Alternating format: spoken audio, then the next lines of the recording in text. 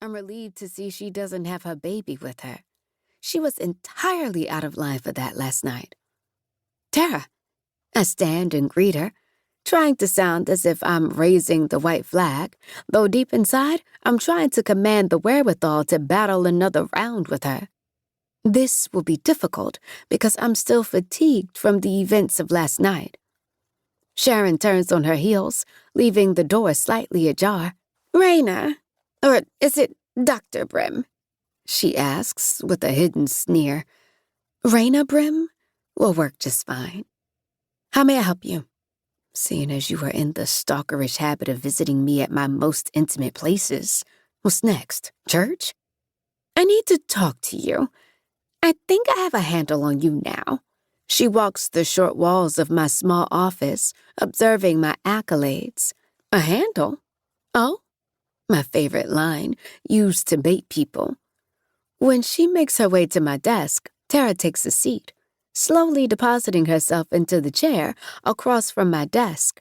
After a beat, I follow suit. Yes, I really didn't like you. Well, actually, I hated you. When I heard about you and... It's clear why. I have to admit I was clearly knocked off my feet yesterday. When you told me you lived with Azmir, I had no idea. Tara issues a penetrative glare. I'm curious as to why she's here. She snorts.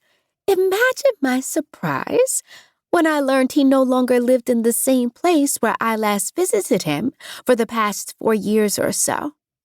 Then her gaze travels into the distance as she murmurs much to herself, I can't believe how much our worlds have drifted.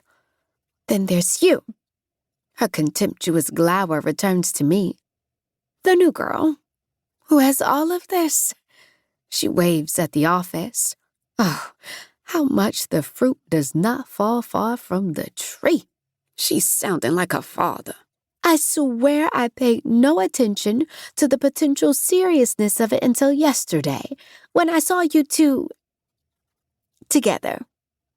I stand to go and close the door just in case she tries to get slick. Tara, seeing Azmir and me attempt to settle in after a day's work hardly qualifies as seeing us together.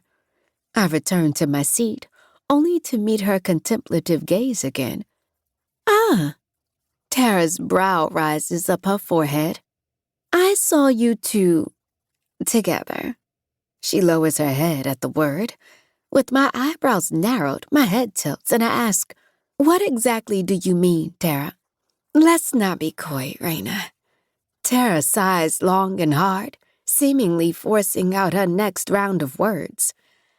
I heard Azmir yelling when I was waiting on the elevator, and I went back to the door to try to hear what was going on. I couldn't, so I tried my luck at opening the door, and to my surprise, it opened. A sinister smile etches her beautiful face. We came back inside, and I tried to listen more, but couldn't hear anything from the foyer. You know how large that place is. She scoffs before continuing. So, I went down the hall to your bedroom. I could hear mumbling, but could hardly make out the words. So I left Zena at the door and tiptoed into the walkway of the room. I guess you guys were in the closet, but I could finally make out your words, and I listened. She pauses to read my reaction. I'm floored at the thought of our privacy being impeded upon. Okay, I urge her with squinted eyes. I want to make sure she's saying what I'm afraid she's saying.